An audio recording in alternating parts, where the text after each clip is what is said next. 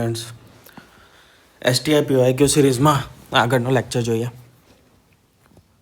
ભારત સરકારના નીચેના પૈકી કયા મંત્રાલય દ્વારા ગ્રામીણ વિસ્તારોમાં સ્વચ્છતા અભિયાનનું મિશનનું સંચાલન થાય છે? કયા મંત્રાલય દ્વારા સ્વચ્છતા અભિયાન મિશનનું સંચાલન કરવામાં આવે છે? ગ્રામીણ વિકાસ મંત્રાલય, પેયજળ અને સ્વચ્છતા મંત્રાલય, પંચાયતી રાજ મંત્રાલય કે પછી મહિલા અને બાળ વિકાસ મંત્રાલય?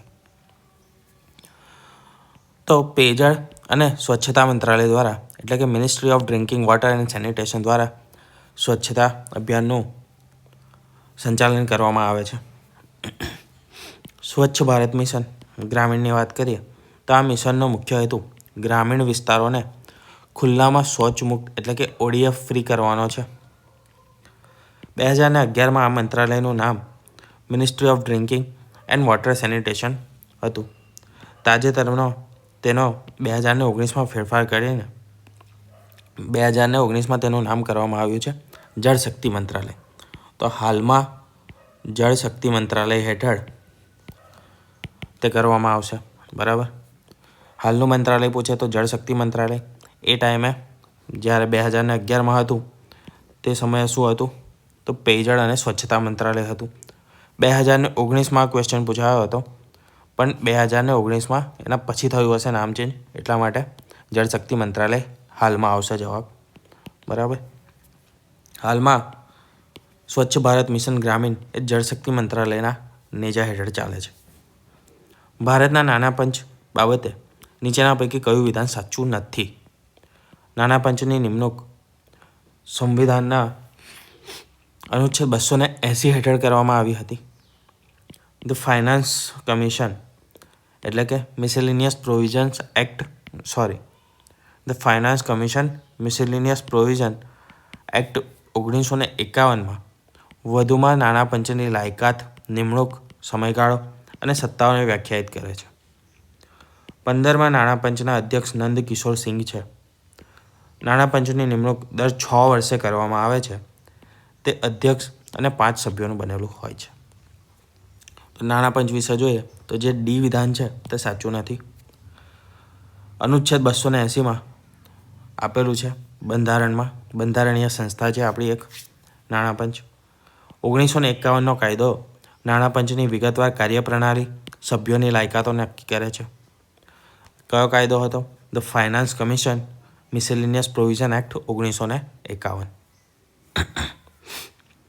અને 15મું જે નાણાં પંચ છે તે 2020થી 2026 સુધી ચાલશે. અત્યારે છે તેના અધ્યક્ષ NK સિંઘ એટલે કે નંદ કિશોર સિંઘ છે. નાણાં પંચની નિમણૂક દર 5 વર્ષે કરવામાં આવે છે, 6 વર્ષે નહીં. નાણાં પંચમાં અધ્યક્ષ અને 4 સભ્યો હોય છે, એમ ટોટલ 5 સભ્યોનું બનેલું હોય છે. અધ્યક્ષ અને +5 થઈને 6 સભ્ય થશે, તો એ ખોટું છે. નાણાં પંચનું મુખ્ય કાર્ય શું છે? તો કાર્યમાં કેન્દ્ર અને રાજ્યો વચ્ચે જે કરવેરા છે તેની વહેંચણી કરવાની, વર્ટિકલ અને હોરિઝોન્ટલ, બરાબર, બંને રીતે. તે માટેની ભલામણો કરવી સરકારને. પ્રથમ નાણાં પંચ જે હતું તે KC નિગોયની અધ્યક્ષતામાં રચાયું હતું 1951માં. તાજેતરનું જે 16મું નાણાં પંચ છે તેના જે અધ્યક્ષ છે તે છે અરવિંદ પનગડિયા. તો આ યાદ રાખજો, 16મું નાણાં પંચ પૂછાઈ શકે છે. પ્રધાનમંત્રી કિસાન સન્માન નિધિ યોજના એટલે કે PM કિસાન, તેના બાબતે વિધાન આપેલા છે. સાચા છે કે નહીં તે જણાવવાનું છે. લાભાર્થીઓને 2 હેક્ટર સુધીની જમીન ધરાવતા ગરીબ ખેડૂતો છે. યોજનાના લાભાર્થીઓ કોણ છે? તો 2 હેક્ટરથી ઓછી જમીન ધરાવતા ગરીબ ખેડૂતો. નાણાકીય સહાય વાર્ષિક 6,000 સુધી મર્યાદિત છે. ચૂકવણી DBT એટલે કે ડાયરેક્ટ બેનિફિટ ટ્રાન્સફર મારફતે કરવામાં આવે છે, સ્કીમ હેઠળ કરવામાં આવે છે. રકમના 2 સરખા હપ્તાઓ આપવામાં આવે છે. 1, 2 અને 4, 1, 2 અને 3, 1, 2, 3, 4 બધા સાચા છે કે પછી 1, 3 અને 4? તો 1, 2 અને 3 સાચા છે. જ્યારે યોજના શરૂ થઈ ત્યારે 2 હેક્ટરની મર્યાદા હતી. વાર્ષિક 6,000ની સહાય આપવામાં આવે છે આ યોજનામાં, PM કિસાન યોજનામાં. અને પૈસા જે છે તે સીધા ખેડૂતના બેંક ખાતામાં જમા કરવામાં આવે છે. રકમ જે છે તે 2 નહીં પરંતુ 3 સરળ હપ્તાઓમાં આપવામાં આવે છે. 2,000ના 3 હપ્તા વાર્ષિક રીતે આપવામાં આવે છે. એટલે વર્ષમાં 6,000નું ભુગતાન કરવામાં આવે છે. જૂન 2019થી આ યોજના જે હતી તે તમામ ખેડૂત પરિવારોને માટે ખોલવામાં આવી. એટલે કે જે 2 હેક્ટરની મર્યાદા હતી, પહેલાં શું હતું તો માત્ર 2 હેક્ટરથી ઓછી જમીન ધરાવતા હોય એ ખેડૂતો માટે જ હતી. પરંતુ 2019 પછી તે બધા ખેડૂતો માટે યોજના શરૂ કરી દેવામાં આવી. જે લિમિટ હતી 2 હેક્ટરથી ઓછીવાળી તેને નાબૂદ કરી દેવામાં આવી, કાઢી નાખવામાં આવી હતી. તો વર્તમાન સંદર્ભમાં જોઈએ તો અત્યારે તમને એવું વિધાન આપેલું હોય કે 2 હેક્ટરથી ઓછા ખેડૂતોને PM કિસાન નિધિ યોજનામાં તેમને બેનિફિટ આપવામાં આવે છે, તો એ વિધાન ખોટું હશે. Human rights are women's right and women's right are human right once and for all. આ વિધાન કોણે કીધેલું છે તે તમારે કહેવાનું છે. મલાલા યુસુફઝાઈ, હિલેરી ક્લિન્ટન, પ્રતિભા પાટીલ કે પછી એન્જેલા ડેવિસ. તો આ જે વિધાન છે તે છે હિલેરી ક્લિન્ટનનું. આ વિખ્યાત વાક્ય હિલેરી ક્લિન્ટને, જે તત્કાલીન US ફર્સ્ટ લેડી હતા, 1995માં ચીનના બેઇજિંગમાં આયોજિત UNની 4થી જે મહિલા પરિષદ હતી તેમાં આપેલું હતું. પ્રશ્નકાળ બાદનો તરતનો સમય જે 12 વાગ્યાનો જે સમય છે તેને શું કહેવામાં આવે છે? પ્રશ્નકાળ પછીનો તરતનો સમયને શું કહે છે? એડજર્નમેન્ટ મોશન એટલે કે મોકૂફીની દરખાસ્ત, કોલ અટેન્શન મોશન જેને આપણે ગુજરાતીમાં ધ્યાનાકર્ષક દરખાસ્ત કહીએ છીએ, ઝીરો આવર એટલે કે શૂન્યકાળ, કે પછી પ્રિવિલેજ મોશન જેને આપણે વિશેષાધિકાર દરખાસ્ત કહીએ છીએ. તો તેને આપણે શૂન્યકાળ કહીએ છીએ એટલે કે 0 આવર. પ્રશ્નકાળ ક્વેશ્ચન આવર જે સવારે 11 વાગ્યાથી શરૂ થાય ને 12 વાગ્યા પૂર્ણ થાય, 12 થી 1 વાગ્યા સુધીનો સમય શૂન્યકાળ ગણાય છે. આ કાળમાં એટલે કે આ સમયમાં સભ્યો જે છે તે પૂર્વ નોટિસ વિના તત્કાલિક જે જાહેર મહત્ત્વના એ સમયના મુદ્દાઓ હોય, જેમ કે અત્યારે મહત્ત્વનો મુદ્દો ચાલી રહ્યો છે વંદે માતરમ, બરાબર, પોલ્યુશન ને એ બધા તો ફાલતુ મુદ્દાઓ છે. પોલ્યુશન છે, રોજગાર છે, બરાબર, ફ્લાઇટ રદ થતી છે, આ બધા કેવા કહેવાય તો કે બેકાર મુદ્દાઓ કહેવાય. આ મુખ્ય મુદ્દાઓ કહેવાય. તો એવા જાહેર મહત્ત્વના મુદ્દાઓ ઉઠાવી શકે છે. શૂન્યકાળ એટલે કે 0 આવર તે ભારતીય સંસદ પ્રણાલીની નવીનતા છે. એટલે કે ભારતીય સંસદ પ્રણાલીની ખોજ છે એવું કહી શકાય. તેનો બંધારણમાં કોઈપણ પ્રકારનો ઉલ્લેખ જોવા મળતો નથી. નીચેના પૈકી કોનું ભારત સ્થાપક સભ્યો પૈકીનું હતું? એટલે કે નીચે 4 સંસ્થા આપી છે તેમાંથી કોનું ભારતે સ્થાપક સભ્ય હતું? ADB એટલે કે Asian development bank, new development BRICS bank, G20 કે પછી નોન અલાઇનમેન્ટ મુવમેન્ટ. ફક્ત 1 અને 4, 2 અને 4 કે પછી 1, 3 અને 4 કે પછી તમામ? તો જવાબ આવશે તમામના ભારતે સ્થાપક સભ્ય હતું, એટલે કે ફાઉન્ડિંગ મેમ્બર. ADB જે 1966માં શરૂ થયું, ભારત તેનો સ્થાપક સભ્ય છે અને હાલમાં સૌથી મોટા શેરધારકોમાંનું એક છે.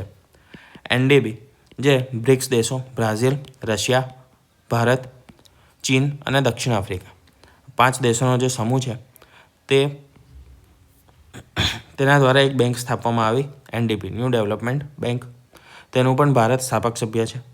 G20 જે 1999માં સ્થાપવામાં આવી હતી. NDBની સ્થાપના 2014માં થઈ હતી. G20 જે છે તેની સ્થાપના આર્થિક સંકટ પછી નાણામંત્રીઓના સ્તરે તેની રચના થઈ અને ભારત તેનો સ્થાપક સભ્ય છે. NM એટલે કે બિન જોડાણવાદી આંદોલન, જવાહરલાલ નહેરુ તેના મુખ્ય સ્થાપક નેતાઓમાંના એક હતા. નેશનલ ગ્રીન ટ્રિબ્યુનલ જેને આપણે NGT તરીકે ઓળખીએ છીએ, તેના વિશે કયું વિધાન છે તે સાચું નથી તે કહેવાનું છે. તે સંસદના કાયદા દ્વારા રચવામાં આવી છે. તે કેસના નિકાલ 6 મહિનાની અંદર કરવાનો હોય છે. એટલે કે 6 મહિનામાં કોઈપણ કેસનો તેમને પૂરો કરવો પડે છે. તેની મુખ્ય જે બેઠક છે, બેન્ચ જે છે તે દિલ્હીમાં છે અને અન્ય બેઠકો 4 રાજ્યોમાં છે. તે દીવાની કાર્યપદ્ધતિથી એટલે કે સિવિલ પ્રોસિજર કોડથી કાર્ય કરે છે અને પુરાવા અધિનિયમના પુરાવાના સિદ્ધાંતોથી સીમિત છે. તો જે ડી વિધાન છે તે સાચું નથી. એનજીટી એક્ટ 2010 દ્વારા બનાવવામાં આવ્યું હતું, એટલે કે સંસદીય કાયદાથી બનાવવામાં આવ્યું. કાયદા મુજબ 6 મહિનામાં તેમનો કોઈપણ કેસનો નિકાલ કરવાનો હોય છે, એટલે કે તેમની સમયમર્યાદા છે 6 મહિનાની સમયમર્યાદા છે. મુખ્ય બેન્ચ જે છે તે દિલ્હીમાં છે અને અન્ય 4 બેન્ચો તે એક ભોપાલમાં છે, બીજી એક પુણેમાં છે, કોલકાતા અને ચેન્નઈ, એ રીતે 4 અને એક દિલ્હીની, એ રીતે કુલ 5 બેન્ચ છે. એનજીટી એક કુદરતી ન્યાયના સિદ્ધાંત પર એટલે કે પ્રિન્સિપલ ઓફ નેચરલ જસ્ટિસના સિદ્ધાંતથી કાર્ય કરે છે. તે સીપીસી એટલે કે સિવિલ પ્રોસિજર કોડ, દીવાની કાર્યપદ્ધતિ સંહિતા અને ભારતીય પુરાવા અધિનિયમ એટલે કે ઇન્ડિયન એવિડન્સ એક્ટના સિદ્ધાંતોથી બંધાયેલ નથી. તે ઝડપી ન્યાય આપવા માટે વિશેષ સત્તાઓ આપેલી છે તેને. એનપીટી એટલે કે ન્યુક્લિયર નોન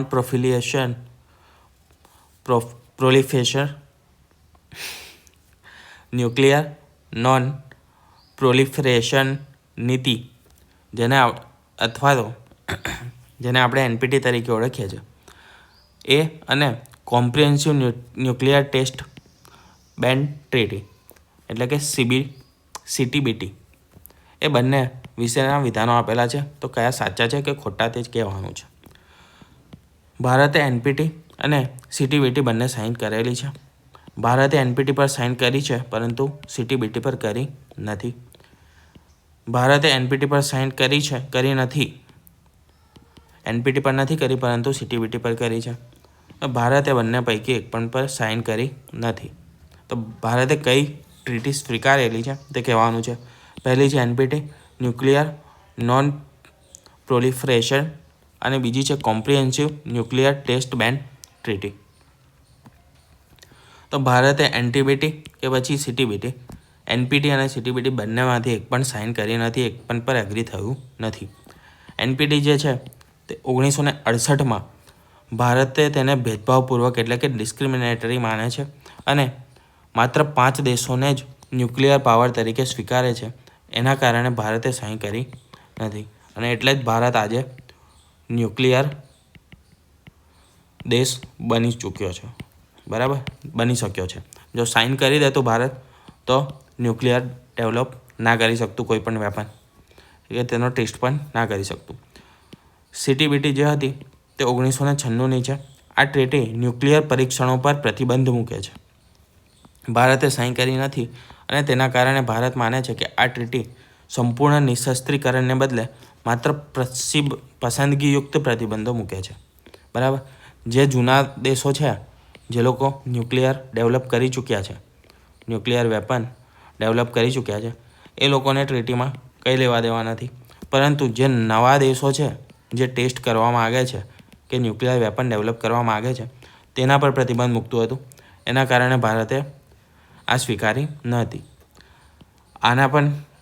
આના પછી એનપીટી જે હતી તેના પહેલાં આપણે સ્માઇલિંગ બુદ્ધા કર્યું હતું.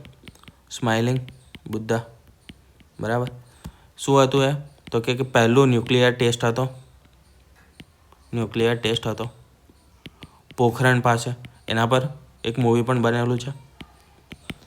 અને આના પછી આ ઇન્દિરા ગાંધીના સમયમાં થયું હતું અને વાજપેયીના સમયમાં બીજો ટેસ્ટ કર્યો આપણે તે કર્યો હતો 1998માં. અને બંને કર્યા પછી અમેરિકાએ અને અમુક દેશોએ ભારત પર અમુક બેન મૂક્યા હતા, બરાબર, બેન કર્યા હતા અમુક જગ્યાએથી ભારતને, કે ભારતે આ ન્યુક્લિયર ટેસ્ટ કેમ કર્યો અને એ બધી રીતે.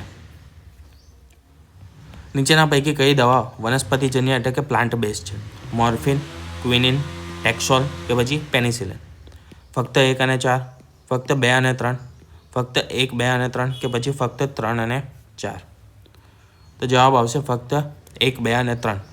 મોર્ફિન, જેને અફીન તરીકે ઓળખીએ છીએ, અને ઓપિયમ પોપી નામની વનસ્પતિમાંથી મેળવવામાં આવે છે તેને, અને તે પીડાનાશક છે, એટલે કે પેન કિલર છે. ક્વિનિન, જેને સિન્કોનાના વૃક્ષની છાલમાંથી મેળવવામાં આવે છે અને મેલેરિયાની સારવાર માટે મુખ્ય ઉપયોગી છે. ટેક્સોલ જે છે તે યુ ટ્રી એટલે કે અથવા તો યુ વનસ્પતિમાંથી તેના વૃક્ષની છાલમાંથી મેળવવામાં આવે છે અને કેન્સરની દવા માટે ઉપયોગી છે. પેનિસિલિન જે છે એ એક પ્રકારની ફૂગ છે, એ કોઈ પણ વનસ્પતિ નથી, એ એક ફૂગ છે, ફંગસ છે, તેમાંથી મેળવવામાં આવેલું એક એન્ટીબાયોટિક છે. પેનિસિલિન એક ફૂગમાંથી મેળવવામાં આવેલું એક એન્ટીબાયોટિક છે, તે કોઈ પણ પ્રકારની વનસ્પતિ કે છોડ નથી. બર્ન સંમેલન એટલે કે બર્ન સમિટ જે છે તેના એ શું છે? સાહિત્યિક અને કલાત્મક રચનાઓની રક્ષણ કરવા માટે, જૈવ વિવિધતા માટે હતો, બૌદ્ધિક સંપદા અધિકાર, કે પછી ગ્લોબલ વોર્મિંગ. બર્ન સમિટ શેના માટે હતી? તો તે સાહિત્યિક અને કલાકારો અને કલાત્મક જે રચનાઓ હતી તેનું રક્ષણ કરવા માટેનું હતું. Berne convention for protection of literary and artistic works 1886માં સ્વિટ્ઝરલેન્ડના બર્ન શહેરમાં તે કરવામાં આવ્યું હતું. WIPO એટલે કે વર્લ્ડ ઇન્ટેલેક્ચ્યુઅલ પ્રોપર્ટી ઓર્ગેનાઇઝેશન દ્વારા તે સંચાલિત છે. આ સંમેલન કોપીરાઇટ સાથે સંબંધિત છે, જે બૌદ્ધિક સંપદા અધિકાર ઇન્ટેલેક્ચ્યુઅલ પ્રોપર્ટી IPRનો જ એક ભાગ છે. ભારતના રાષ્ટ્રીય નવપ્રવર્તન પ્રતિષ્ઠાન એટલે કે નેશનલ ઇનોવેશન ફાઉન્ડેશન NIF ખાલી જગ્યાની મદદથી સ્થાપવામાં આવ્યું છે. હનીબી નેટવર્ક, યુરોપિયન સંઘ, council of scientific and industrial research, કે પછી ઇન્ડિયન એગ્રીકલ્ચર ઇન્સ્ટિટ્યૂટ. શું? તો કે NIF. તો તે સ્થાપવામાં આવ્યું છે council of scientific and industrial research CSIRને મદદથી સ્થાપવામાં આવ્યું છે. NIF તે ભારતના વિજ્ઞાન અને ટેકનોલોજી વિભાગ હેઠળની એક સ્વાયત્ત સંસ્થા છે. CSIR એટલે કે જેનું પૂરું નામ છે council of scientific and industrial રિસર્ચના સહયોગથી અમદાવાદ ખાતે તેને સ્થાપવામાં આવેલું છે. તેનું મુખ્ય કાર્ય ગ્રામીણ અને પાયાના સ્તરે એટલે જે ગ્રાસરૂટ લેવલ પર છે ત્યાં આગળ લોકો દ્વારા કરવામાં આવેલા બિનઔપચારિક નવપરાવર્તનો એટલે કે જે પણ ઇનોવેશન એ સૌથી જે ગ્રાસરૂટ લેવલના લોકોએ ગ્રામ્ય વિસ્તારમાં જે પણ ઇનોવેશન્સ કર્યા છે તેને પ્રોત્સાહન આપવાનો મુખ્ય હેતુ છે. નીચેના પૈકી કયો ઉપગ્રહ ઇસરોનો પૃથ્વી નિરીક્ષણ ઉપગ્રહ છે એટલે કે અર્થ ઓબ્ઝર્વેશન સેટેલાઇટ? તે નથી. IRNSS 1A, સરળ, ઇનસેટ 3D કે પછી ઇનસેટ 3A? તો જે IRNSS 1A છે તે આપણો અર્થ ઓબ્ઝર્વેશન સેટેલાઇટ નથી. આ શેના માટેનો છે? તો તે પ્રાદેશિક નેવિગેશન સિસ્ટમ નાવિક એટલે કે નેવિગેશન વિથ ઇન્ડિયન કોન્સ્ટેલેશન શ્રેણીનો ઉપગ્રહ છે. તે નેવિગેશન એટલે કે માર્ગદર્શન માટે છે અને પૃથ્વીના નિરીક્ષણ માટે નહીં. સરળ જે છે એ ભારત અને ફ્રાન્સનું મિશન હતું અને તે ઓશનોગ્રાફી માટે પૃથ્વીનું નિરીક્ષણ કરતો ઉપગ્રહ છે. ઇનસેટ 3D એ હવામાન અને આબોહવા એટલે કે મિટ્રોલોજીકલ માટેનો ઉપગ્રહ છે. તે પૃથ્વીના વાતાવરણનું નિરીક્ષણ કરે છે, એટલે એ પણ એક અર્થ ઓબ્ઝર્વેશન થયો. ઇનસેટ 3A જે હતું તે એક મલ્ટીપર્પઝ હતો, હવામાન અને સંદેશા વ્યવહાર બંને માટેનો ઉપગ્રહ હતો. ઇલાસ્ટિક કમ્પ્યુટ ક્લાઉડ EC2 સૌ પ્રથમ કોના દ્વારા રજૂ કરવામાં આવ્યું હતું? એમેઝોન, એપલ, ગૂગલ કે પછી નોકિયા દ્વારા? તો તે એમેઝોન દ્વારા રજૂ કરવામાં આવ્યું હતું. EC2 એ એમેઝોન વેબ સર્વિસ છે, તેના દ્વારા ઓફર કરવામાં આવતું હતું. એક સર્વિસ હતી, બરાબર. કોના દ્વારા? એમેઝોન વેબ સર્વિસ દ્વારા ઓફર કરવામાં આવતી હતી EC2. હવે EC2 શું છે? તો કે EC2 એ યુઝર્સને વર્ચ્યુઅલ મશીન ભાડે લેવાની સુવિધા આપે છે. તેની ક્ષમતા એટલે કે કેપેસિટી જરૂરિયાત મુજબ સરળતાથી વધારી કે પછી તેને ઘટાડી શકાય છે, એટલે ઇલાસ્ટિક અંદર નામ આપેલું છે. અને ક્લાઉડ કમ્પ્યુટિંગ, તો ક્લાઉડ કમ્પ્યુટિંગ EC2 એ આધુનિક ક્લાઉડ કમ્પ્યુટિંગ છે જેને IaaS એટલે કે ઇન્ફ્રાસ્ટ્રક્ચર એઝ અ સર્વિસ તેનું એક પાયાનું મોડલ છે, બેઝિક મોડલ છે તેનું.